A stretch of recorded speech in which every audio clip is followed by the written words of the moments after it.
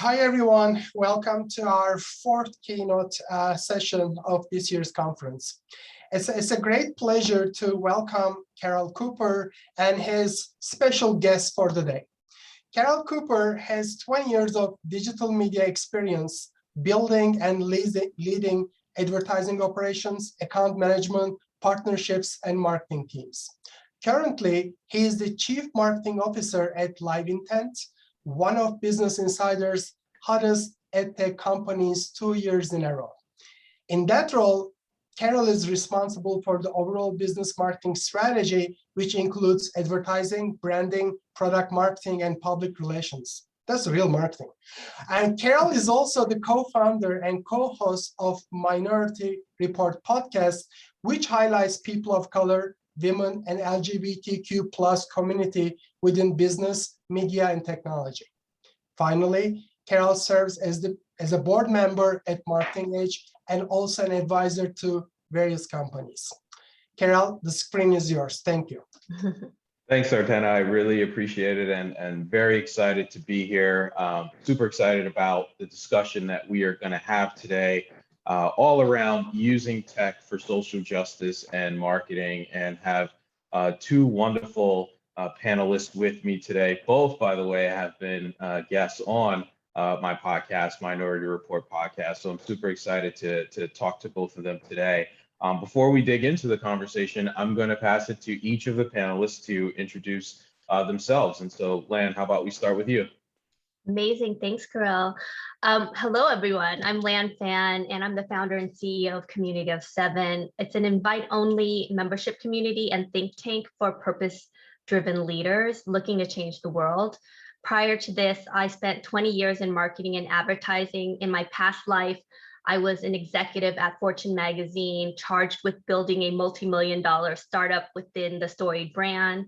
I've also served as the GM of See Her, the advertising industry's gender equality initiative. And I also built the CMO Master Circle at the Association of National Advertisers, as well as led membership there. Working with top brands like P&G, Unilever, Coca-Cola, and the like. I'm a proud Cardinal Stanford University alum, and I also graduated from Harvard Graduate School of Education in teaching and curriculum. So excited to be at this conference because research has always been at my core. Awesome, thank you for that. And welcome, glad you're with us too. Why don't you take a minute and introduce yourself? Sure. Hi, everybody. My name is Anthony Hayes, and I'm the founder and CEO of the Hayes Initiative, which is an LGBTQ owned and operated public affairs firm. And we are based in New York City, and we really help businesses and organizations across the communication sector. So we work on straight communications, we work in government relations, and we also work in stakeholder management. So our work really can sort of span, helping someone with a new initiative. I think a lot of what we're going to talk about today is the fact that a great deal of our work, while we may get hired, for example, to help someone with an infrastructure project or a straight government relations project, what we're seeing in the world today is that a lot of brands and a lot of businesses are trying to hopefully authentically tackle how to be in the space of being more inclusive and how they can go about doing that and serving their customers and their brands. So we sort of may have a very narrow scope of work, but a lot of times, because we are a communications firm, in particular, we do crisis communication, we tend to get brought into these conversations because I think everybody's wanting to find their voice and find a way to speak about it in a way that is true to their brand, true to their business, true to their employees. And so very excited to be here with all of you today. Awesome. Thank you for that, Anthony. And I think the last part of your description there actually leads nicely into the first question that I have for both of you. So I'll just stay with you on this question, right? So over the last, let's call it 10 years or so, and we've really seen the acceleration really in the last 2 years, where a lot of companies are sort of shifting how they are applying social justice and diversity, equity, and inclusion to their overall company strategy. I think it's obviously great that we're seeing that, but why do you think that's happening all of a sudden now? And why do you think that's the case? Well, I'll speak about sort of my personal experience as well. I came into my career through LGBTQ advocacy. So, I worked in a volunteer capacity to start in my early 20s with the Human Rights Campaign, which is the United States' largest LGBTQ sort of advocacy organization that's based in Washington, D.C. And at a time where, don't ask, don't tell was still the law of the land. Marriage equality was not something that was thought of. We were still talking about, I can't remember the sort of language they were using to describe LGBTQ couples, but it certainly wasn't through the lens of marriage. And so in that work, when I started actually working full time for the Human Rights Campaign, this is comfortably over a decade ago, maybe 15. What you started noticing is it wasn't good for business to be bad on LGBTQ issues. And I think the Human Rights Campaign started what's called the Corporate Equality Index, where, all of the brands that say, we support LGBTQ people, the Human Rights Campaign put real metrics to that to try and test what that means. In the early days, I think we were testing it based on, will you say the word marriage equality, right?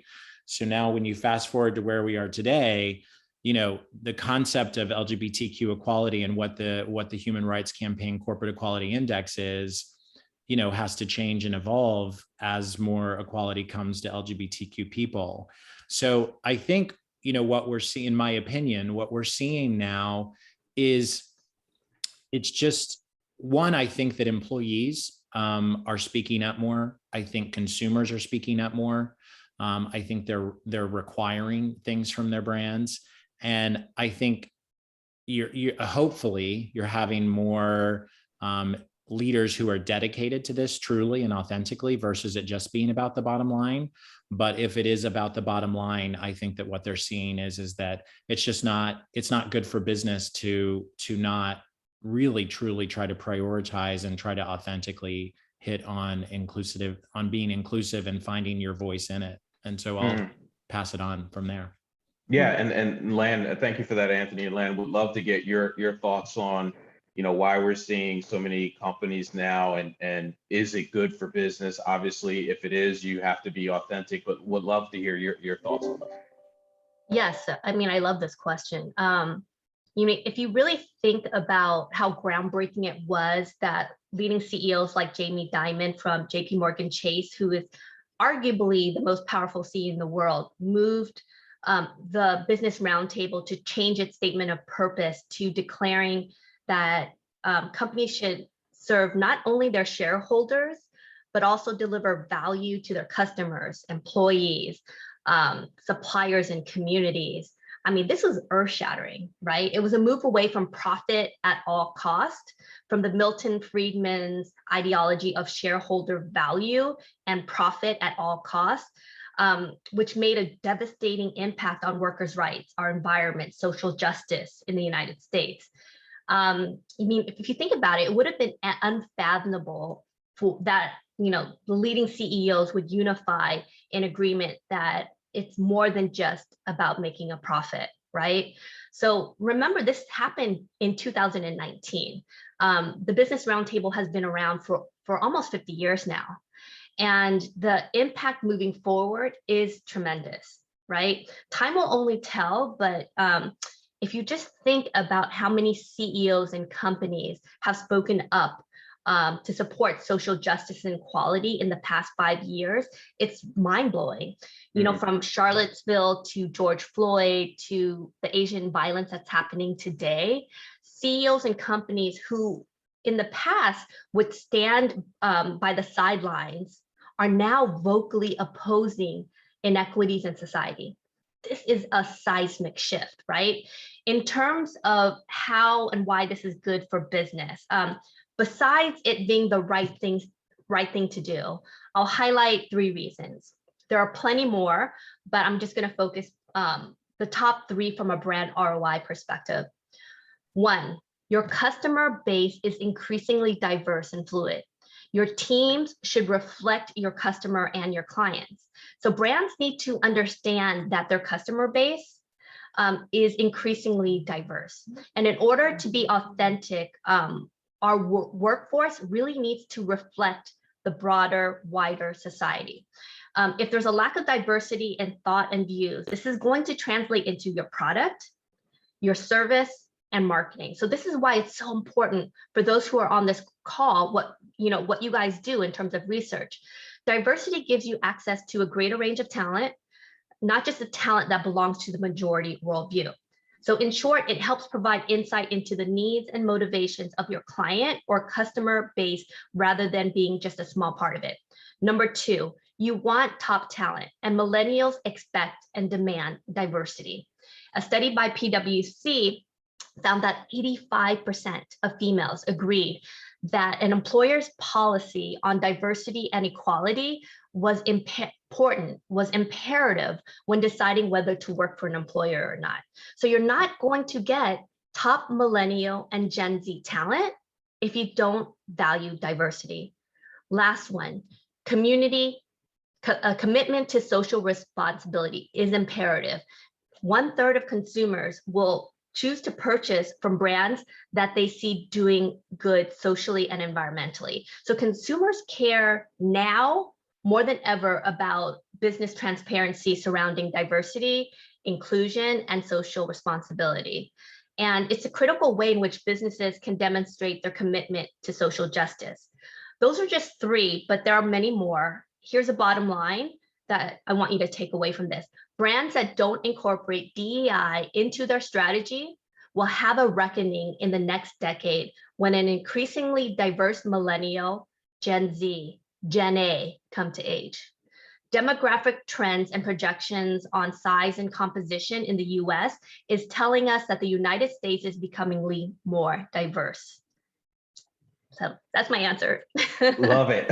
No, love it. And I want to stay with you for the next question, Lan, and I definitely want to sort of dig in a bit more about Community of 7, about the Hayes Initiative, and why you both are leading organizations that are focused on advocacy and social justice. But before we get there, give the audience a sense of your why. Like, why are you so passionate about DEI and social justice? Well, I mean, quite personally, I have a 6-year-old daughter at home. She's biracial. I am Vietnamese. I grew up with Vietnamese refugee parents, and my husband is Jamaican. So she's my why. And I feel like I'm kind of racing against time in a lot of ways. What kind of world do I want her to be when she becomes a teenager, right? She's already influenced by the internet and technology. What is a world going to be like when she turns 16? And if you look at the stats, kids are in pain. They are hurting today. Cyberbullying, online hate groups, Gamergate, the list goes on. These things seem small and trivial when they begin, but left unchecked, they rip apart the entire fabric of society. So once again, what you guys are doing in terms of research in technology is so important, because we need to tell the story in terms of the data in order to get companies to understand how important this is. Most companies aren't going to do something because it's the right thing to do. They're going to do it because it impacts their bottom line. Let's be honest, right? So the research, the data is so crucial. We need to make sure we're able to tell the story and the justification for everything from brand safety to internet safety to equality to sustainability. So research, data, all of these things are what's telling the story, and that's my why. Thank you very much for that, Lan. And Anthony, you've been on the podcast. I know your story, but tell the audience a little bit about it, right? What is your why? Why are you so passionate about DEI and social justice? Yeah, I think I sort of approach it from, both from my son, but also from just understanding, I have experienced, the challenges of I did not do certain things when I was coming of age, or, thinking about what kind of career I wanted to have, I limited my scope because I didn't feel I would be welcomed as a gay man, and I openly didn't, I made decisions that were at the time probably what I felt would bring me the most safety. Now I'm in a place where, it's a different world, gratefully. And I'm trying to take what I've learned in this journey. And in particular, I'm very passionate about communication, because I think, to Lan's point, I think where we think about sort of casual communication, or not being deliberate about our messaging, or not being deliberate about sort of how to help companies do this, because I think the idea that employees could be sitting in a business and not feel seen or heard, all because they just didn't have a good internal communication plan, and maybe the C-suite has great ideas, but they're not communicating it well. So being able to work with people who either aren't there and need to be taken there and shown why it's the right thing to do, or the people who are really passionate about it and really eager to, and want to like move forward aggressively and sort of lead the way, to be able to help them communicate that, so that people who are starting their careers or beginning, to be able to see yourself in a brand, or be able to see yourself in something that you love, versus feeling or seeing that you're not welcome. But to get to be a part of helping people do that and do it well is really my why. Awesome. And let's stay on that point for a minute here, Anthony, and let's talk about a business example from the Hayes Initiative. Can you speak to the audience and give an example of advocacy and or social justice from your company? Sure. I think probably the thing I would share is, what we have clients who, they're not necessarily hiring us for the advocacy or social justice. But what has happened over the last year in particular, especially, George Floyd, and unfortunately the list, it goes on and on, is that all of a sudden these brands who were like caught up on how do we talk about this, I think they all really were. Some people were completely caught flat-footed, which somehow feels shocking to me still today, but nonetheless they were. Some were ready to run out and sort of make all these commitments that really were just sort of making commitments sort of so that they were making commitments. There wasn't a lot of like there behind it. And so I think, in particular, as we think about research and business and sort of the things that we're talking about today, the thing that I've noticed most in the last 12 months is how businesses are trying to go out and do the right thing. But I think they often, from a communication point of view, shoot themselves in the foot, because they make a ton of commitments that they don't actually have any like real concept of following through on. And then I think, to the point that Lan made earlier about the reckoning, I think we've seen people who have gotten serious reputational damage simply because they weren't actually ready to follow through. And so I think, as people think about creating plans for business, and as we think about data points to give businesses around this kind of work, it really is about finding a strategic plan that fits into what you're actually willing to do, versus just sort of corporate speak. We work very hard with folks who are creating corporate speak, because just quite frankly, we focus a lot on reputational damage for major organizations. And so it's been fascinating to watch some C-suites shocked and awed when we've pushed back pretty hard about, but what's the plan? Like, you can say you're going to increase the number of hires. You can say you're going to increase education. You can say you're going to increase boardroom, but like, what's the plan to get there? Because in order for you to communicate authentically about it, then you have to tell everyone what the plan is. And you have to put metrics in the ground or markers in the ground of within 6 months, we're going to be here. And then just be honest if you don't hit the markers and say, you know, we did this, we didn't succeed. And so now what we're going to do to succeed is X, right? And so I think that we focus a lot on that in our work with our clients. And again, oftentimes we get brought into this work because I'm not entirely sure from a communications team point of view, they have people who put a focus on this kind of work in an authentic way. And I think just because they haven't ever been taught to or taught to think and really unpack how it can come back to haunt you, making sort of shallow offers in this space.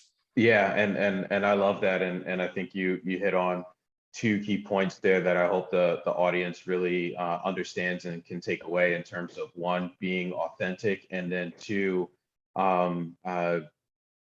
do what you say you're going to do and have a plan. Really appreciate that. And Lan, would love to get your thoughts here in terms of, you know, again, community of 7 business example related to advocacy and or social justice. No, definitely. I'm going to give 2 examples, if you don't mind, one from my past and one from my present. So prior to Community of 7 and Fortune Magazine, I was a GM for See Her. And we were able to make a significant impact on gender equality in advertising in society because of the power of research and the power of metrics. Since this is an interactive marketing research conference, I want to emphasize how powerful research is in creating change and getting consensus. To paraphrase Peter Drucker, what gets measured gets done. I think his actual quote is, what gets measured gets managed. One of the reasons that See Her, the gender equality initiative for the advertising industry, was successful was that we created a compelling reason why people should care. And we used it, we told that story through research and through data. So Jim Bechtold, who was a GM who I took over for, worked with Lance McAllendon, and they were both at P&G at the time. And they created this gender equality metric. And the gender equality metric was able to quantify consumers' reaction to the portrayals of women in advertising and programming and track progress and marketing impact. So the measurement was instrumental in removing unconscious bias from ads and programming. And we were able to mobilize leading CMOs from the top brands and platforms. And, you know, this community controlled over $500, billion in advertising, right? And all the major networks from cable to TV and on to use this GEM metrics. And we were able to kind of convince the CMOs too, because we had stats and data. 85% of purchasing decisions were made by women, but only 3% of women were portrayed in leadership positions in commercials. 2% were shown as being intellectual, and 1% was shown with a sense of humor. Right? So we were able to kind of tell that story through research and data. So what was key was that we were able to tie the negative portrayals of women with decrease in sales. And the positive was that we were able to get these advertisers and these huge networks to see that positive and accurate portrayals of women would lead to ROI. So one of the best lessons I learned was from Mark Pritchard, who is the chief brand officer of P&G. And he's had this to say: companies need to be a force for good and a force for growth.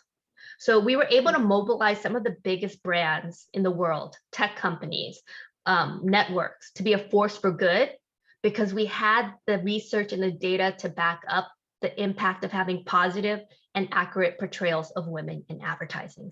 You guys, research is a superpower. My other example is Community of 7, my current company. The entire DNA of Community of 7 is built on bringing purpose-driven leaders together, looking to change the world. So I empower these leaders to create change in the communities. So we empower leaders to create programs, companies and initiatives that will be a force for good in society. So one of our first members and my first case study in terms of creating a force for good in the world was Tiffany Wang, who was member number 2. She's a chief strategy officer and chief marketing officer of Spectrum Labs, an AI company. She wanted to do something that could make an impact in the world. So she basically got, huge funding from her company and other sponsors to create Oasis, which is an organization focused on advancing digital sustainability through ethical standards and technologies. So Oasis brings leading platforms, marketers, and brands together to create a safer internet for us and for our children. Thank you for that. And yes, Tiffany's also been a guest on the podcast. So we have a lot of folks in common. Really appreciate that. So just one more question for both of you and to those that are listening, if you have any questions for the panelists, please get them ready. Please put them in the chat, because I want to open it up to a Q&A after I ask this sort of last question. And Anthony, I'll throw back to you first in terms of, again, thinking about using tech for social justice and marketing. What advice would you give to anyone that's listening to this discussion? Sure. It's a good question. So I think the biggest piece of advice that I always try to give our clients is, stay in the space that you're in. I think a lot of times where companies can sometimes get a little over their skis, so to speak, is they tend to move into an area where they may not have expertise, and they want to rush there because they're trying to do something, but they may not stick to sort of like the things that they're very good at. And one example is, there were several examples during, for example, COVID, where we had several clients who were like, we want to help, we want to help, we want to help. And I'm like, you're not doctors, so don't try to offer medical advice. But you do have a great, one of our clients is a soccer team. You do have a lot of great access to people who may need supplies, who may need and you have these things, right? So I would just sort of say, as people think about taking tech and moving into sort of social justice and doing it authentically, do think about what you're doing, what your business is, who you are. Think about what problem you're solving in the world already, and how can you take tech and take social justice and put that into what you do in an authentic way, so that when you do message it out, you are messaging to your customer base and they're like, oh, this makes sense because you sell this widget to me and you care about this. I really care about all these things, right?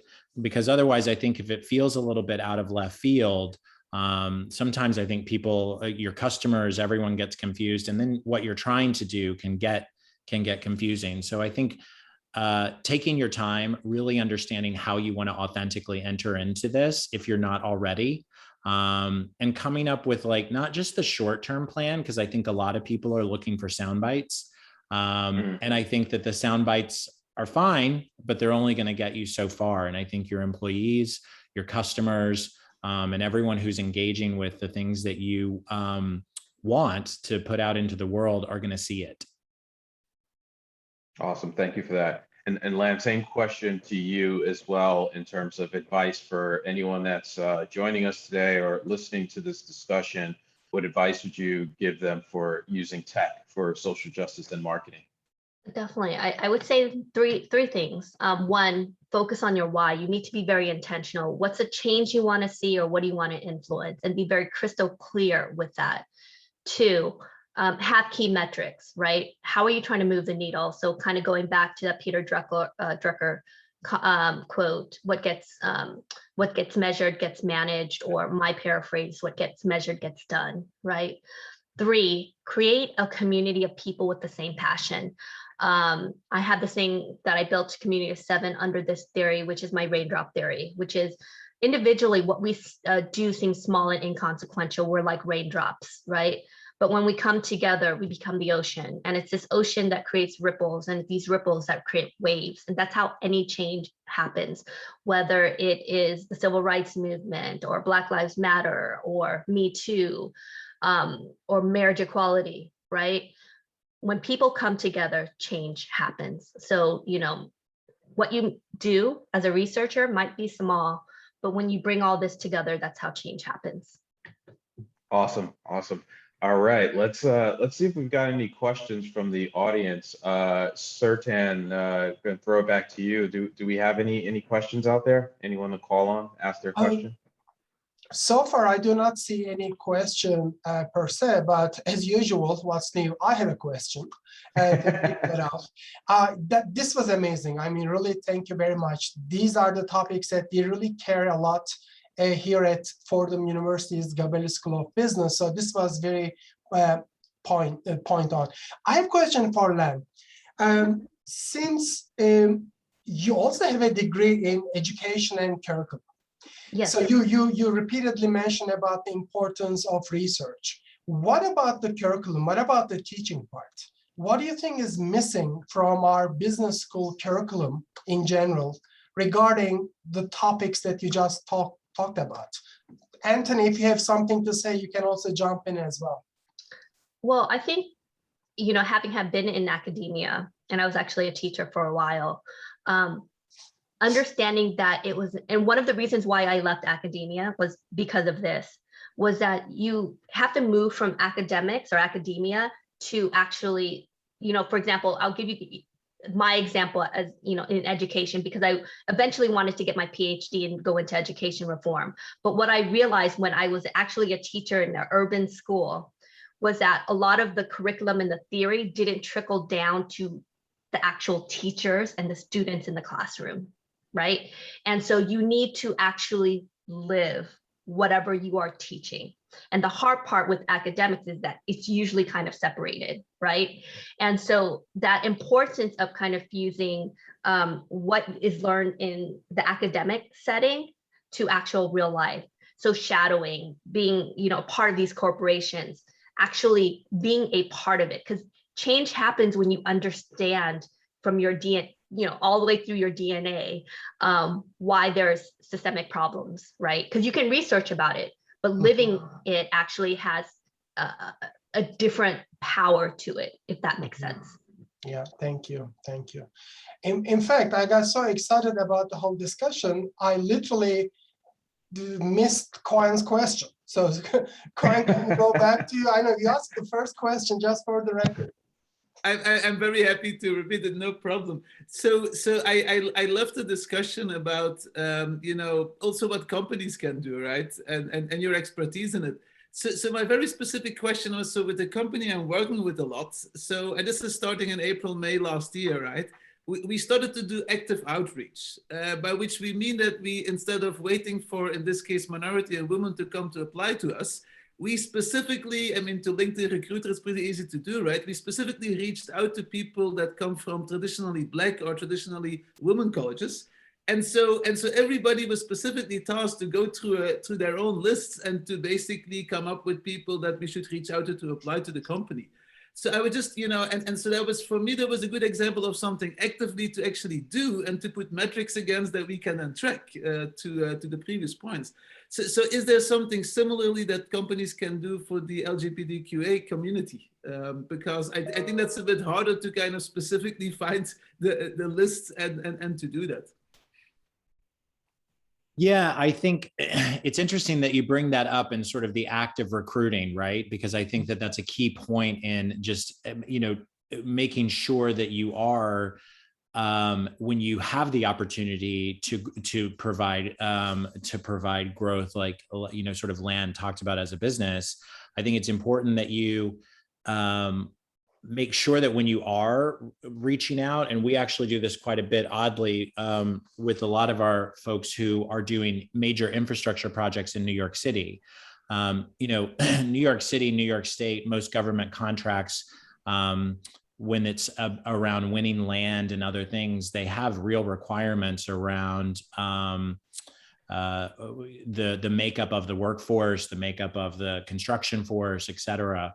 And so in working with a few of our clients, we sort of did this exact same kind of thing that you're talking about, where, you know, yes, you've said you'll have, I'm making the numbers up, 30, 40%, you know, MWBE employees, but how are you recruiting and how are you sourcing that? And so we sort of help people go out and sort of find those things.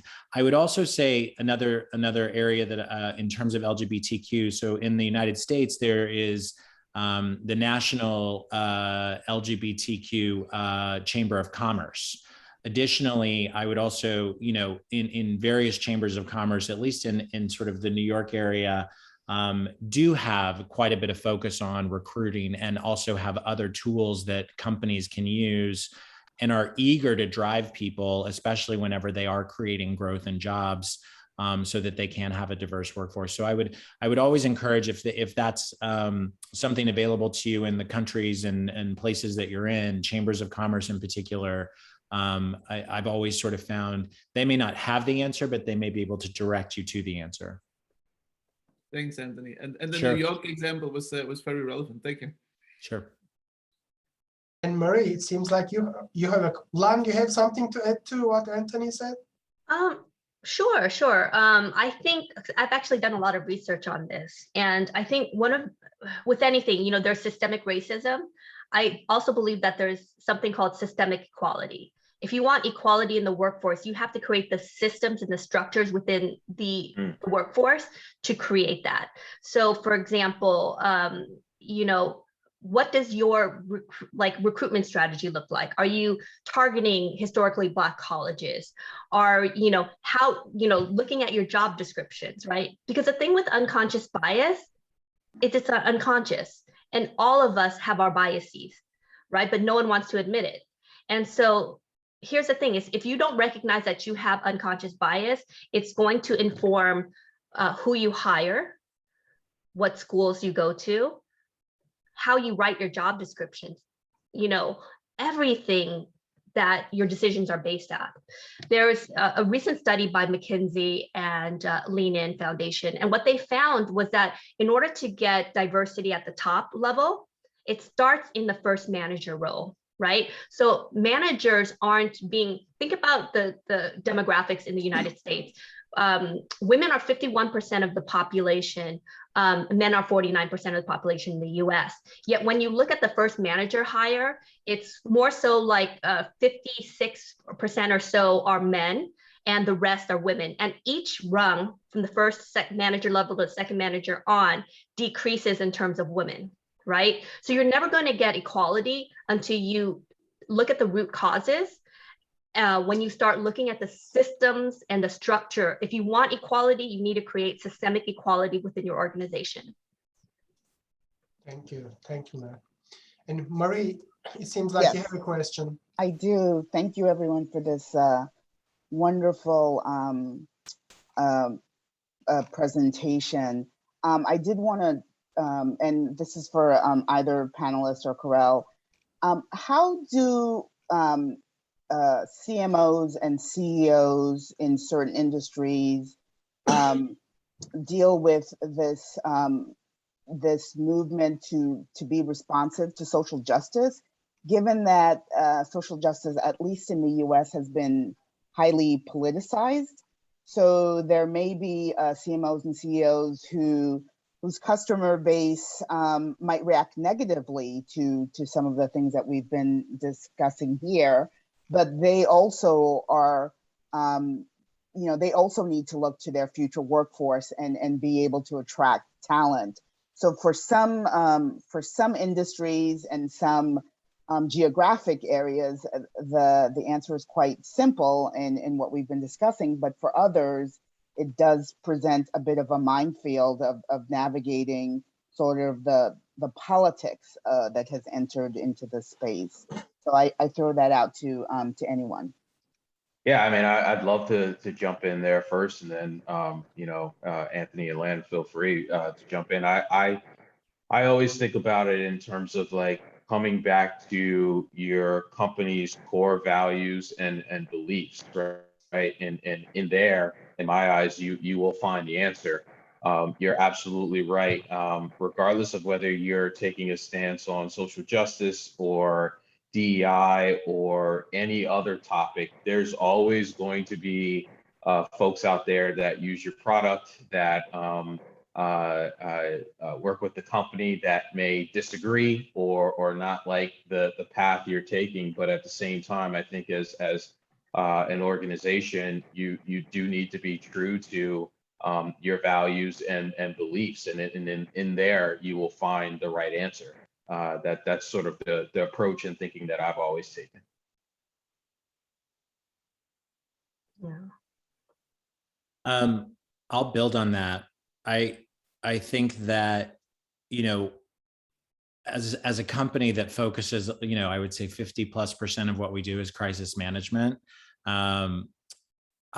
You know, I always view a crisis as an opportunity to say what your core values are and what your mission is, because it gives you an opportunity to reintroduce yourself and what you believe in. And so I think to the point of the politics, and I think to the point of it may be a real minefield for certain businesses. I agree with you 100%. I think to Kerel's point, I think that it's a really strong moment.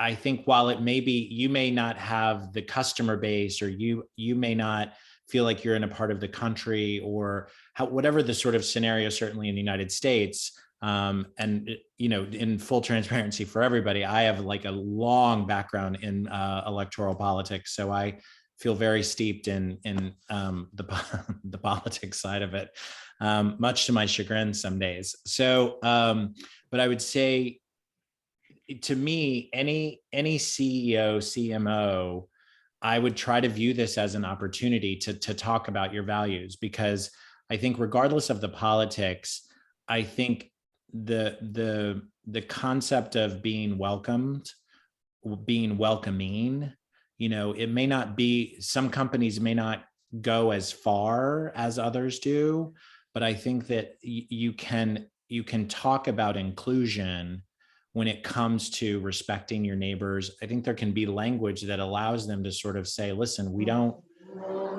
exclude anybody. We want everybody to be a part of our community. I'm not entirely sure exactly what the words would be, but I view it, I think Kerel hit the nail on the head.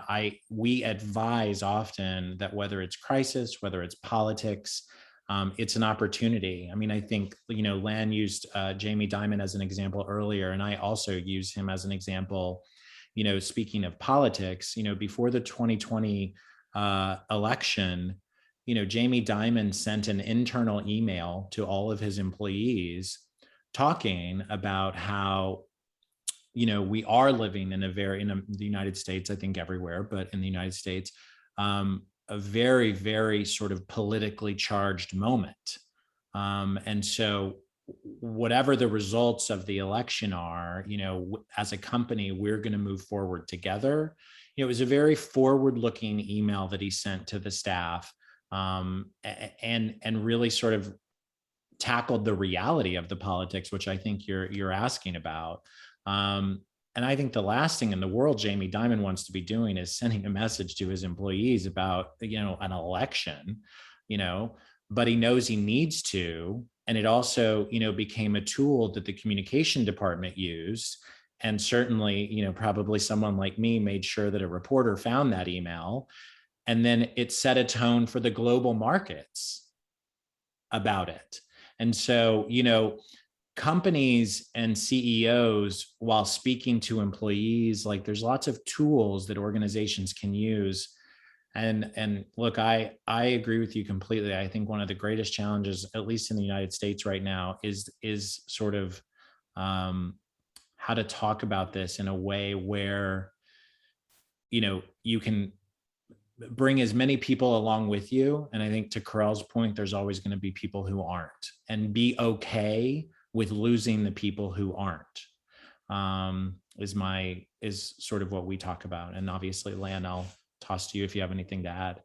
No, I think you guys hit it on the nail. I mean, I want to kind of touch back, because I think it's really important what Kerel was saying, was understanding your core values. And, you know, I think taking a stand is important if your core values as a company is kind of based on that, but you actually have to, going back to what Anthony said earlier, it can't just be lip service and PR. You actually have to follow through with whatever that decision is, right? And you have to have a plan, you have to be systematic.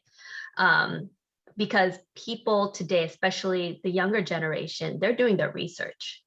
No pun intended, like they're doing their research and they were going to call you out if you don't, if you're just using it as kind of a press release, but not actually kind of following through on whatever you're proclaiming is right, or, what your purpose is.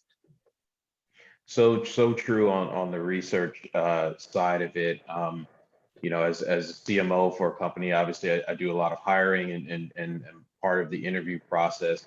And I've definitely noticed a shift over the last couple of years, specifically related to the questions that I get asked during the interview process, right? It's not necessarily tell me about the company culture. It's no, tell me about what are your experiences as a Black man at the company you work for? Tell me, what are you guys doing to support your employees? So much more specific questions, and you are absolutely right. Much more research is being done in that area, Lan. Thank you. In conferences, there are some sessions that you cannot wait them to be over. And there are some other sessions. And there are some other sessions that you wish you had more time. So I think everyone would agree that this is definitely one of those second types that we wish we had more time. But just to be respectful to everyone's time, unfortunately, we have to end this session. Lan and Anthony, thank you so much for your insights. This was great. This was a great learning experience as well. And Kerel, thank you very much for doing all the great job that you do, and also putting together this great panel and moderating us for our conference.